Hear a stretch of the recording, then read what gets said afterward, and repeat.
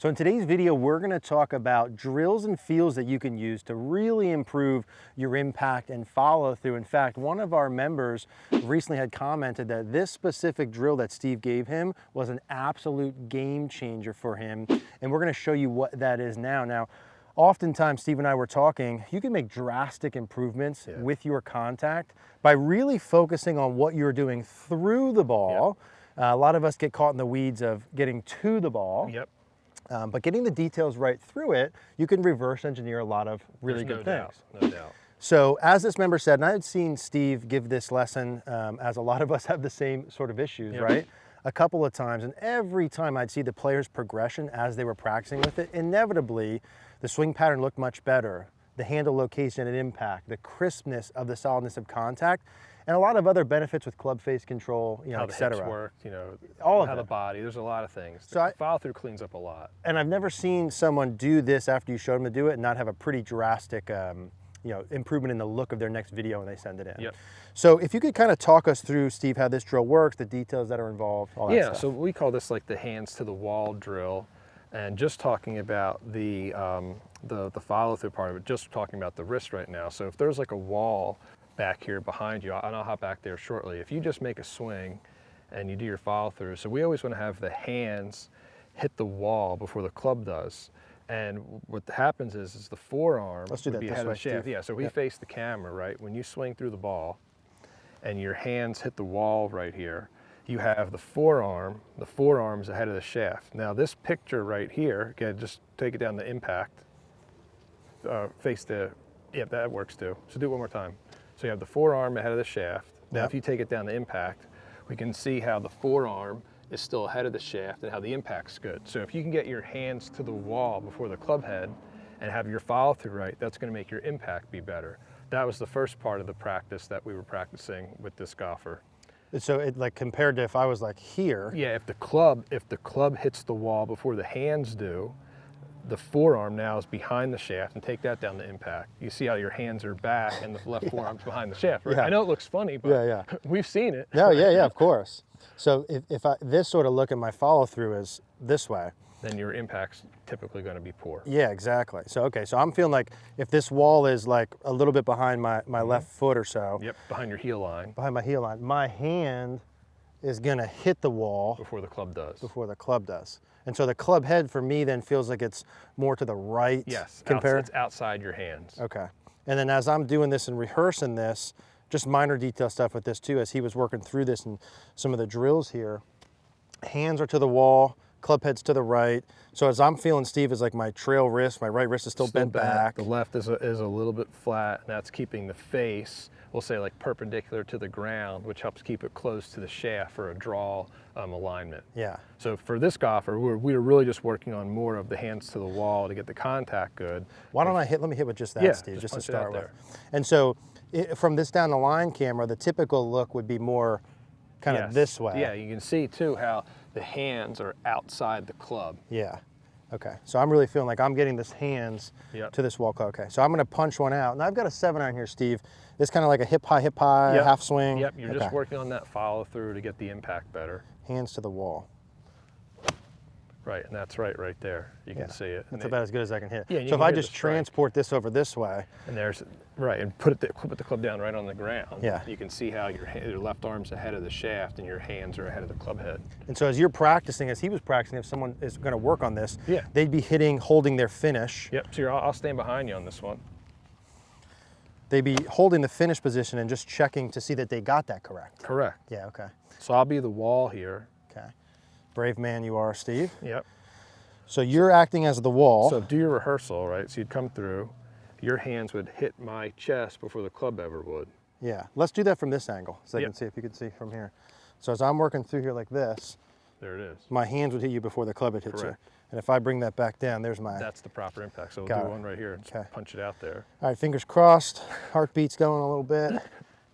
So I'm gonna try and not hit you. Yeah, okay. That's the goal. Hands to the wall. Beauty. Yeah, it's solid. Very nice. And if I bring that back over, I'm able to maintain that look into my follow through. Yep. I think part of the point with drills like this, right? It's funny, in any other sport, we're all like willing to kind of like slow things down or shorten it up or kind of practice the fundamentals. And it's funny in golf how we like think we can just skip these things and go right into like full, you know, full swing, full speed all the time. Yep. But gosh, imagine you struggle with your contact and you were doing like 20 to 30 reps a couple days a week of just this piece. Like, would that not make everything else better? This is really the foundation. I mean, if you can get your follow through to really look like that with the arms, the wrists, the hands ahead, that's going to really just get the contact really good. And then once you get this part right, then you start adding more and more speed to it. Let me do one more and let's talk through some of the details. Yeah. So hands to the wall. Another nice one. Yeah, it feels solid. Yep. That feels like I can do that all day. Yep. And just repeat that over and over.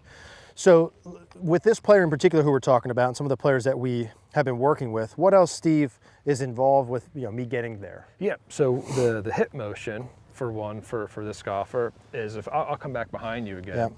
that we were talking with him when he would do his follow through, again, just do your follow through, that we'd want to have the left hip still on the wall and the right hips underneath the left.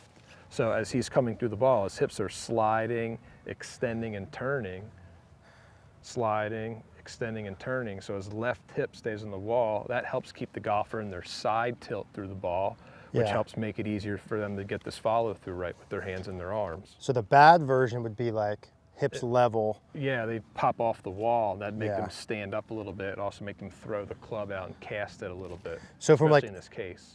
Now my mind's simple, Steve, right? So like from this angle, what I would see is as if my hips turn level and come off the wall, my torso's farther from the ground, to your point. And your head gets up, your head would pop up a little bit. I'd get farther. I have to throw my angles just to reach the ball. Correct. Just to hit it. Correct. So if I'm able to keep my left hip on the wall as I'm doing this, that enables me to keep your inclination the same angle to the ground. So from this angle, I look like still where I was starting with. Yes. Which then I'm able to even do this in the first place. Yep. Into my follow through. So he would be hitting the wall with the hands, and then maybe would you put like a chair or bag? You could do that, or you could take an alignment stick. Go ahead. Actually, take the club and put the club along your belt line. Yep. And then just do your follow through. And when you finish, your right hip is underneath the left. Yeah. So your hips are forward and in their side tilt. So I'm feeling the right hip below the left, and if I were to take this out and put my hands out, the hands are at the wall, but the club is to the right of it. And that helps your impact position be better. So if I do this from this angle to see from face on, my right hip's over my left, my torso's still tilted over. Right. My trail shoulder's down. My hands are at the wall. Yep. Club head's to the right of it. And I feel for me too, like my neck with that. Your neck and your eye line's tilted to the right a little bit. And so in terms of overall foundation, like you said, and consistency, this is something I really can't get too good at. Yeah, so good swing through it. So there are the checkpoints. Hands just to the wall, you're in your side tilt, and you have your right hip lower than your left. Would you be okay with like an object back there to slide the hip up? Yeah, definitely. And to help do that is I would start off with your weight, your lower body weight more on the front. So we might say for the drill, it goes 70-30. Yeah, preset. So the hip slide's already preset. And then all you're doing, right, you're setting up 70-30, then you're just practicing turning the right underneath the left. So your hips are in a tilt coming through the ball. Yeah. Yeah, I think one of the things too for a lot of people who would get nervous about that is like, A, the best ball strikers we see have the most amount of the slide, and B, you have to do the turn with it. Yes. Right. So.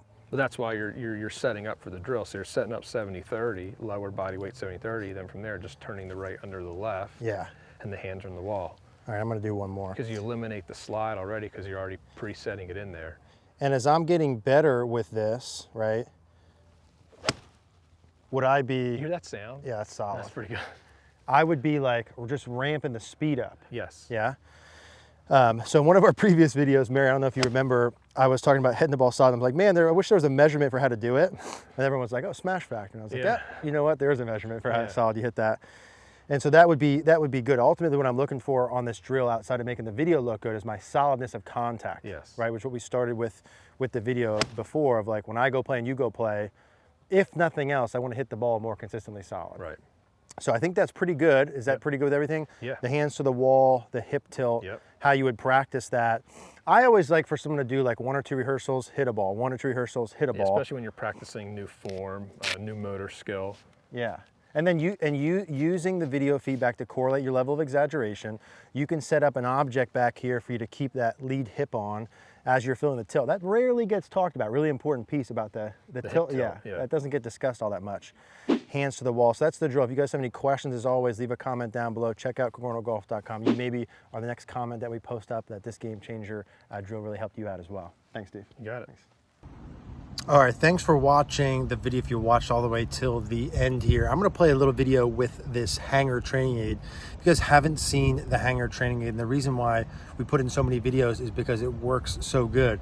Not only do I use it all the time in our personal lessons, on our online lessons, but I use it with my own swing, and legitimately me using this and hitting balls with it on, I've gained like literally a full club with all of my irons. The compression is much better. It really helps with the wrist angle. So check this video out. We'll put the details in the description down below. If you have any questions about the hanger, leave them down below. I'd be happy to answer them, because I know this is one of very few training aids I've tried that will genuinely really help your ball striking. Hey guys, today I want to talk to you about the hanger training aid. I absolutely love this. I firmly believe that this is good for every single golfer. This hanger here creates and controls what I think is the most important part of the swing, which is the wrist angle. It snaps right on. It takes me probably 30 seconds to put on. I can put it right in my golf bag, and best of all is you can hit balls with it. You can actually hit balls with it. So I love this hanger training aids. Look at when I do that well, how that sits on my forearm. Now watch when I cut my wrist, how that comes off. Immediate feedback for where my wrist angle is at. No one that can have too flat of a left wrist. One of the few things that all good ball strikers have, we're trying to have. Flat left wrist, right? Super easy to use, incredible immediate feedback. With the coupon code cogornogolf.com, it's only $59. You're gonna absolutely love it. We'll put all the details down in the description down below.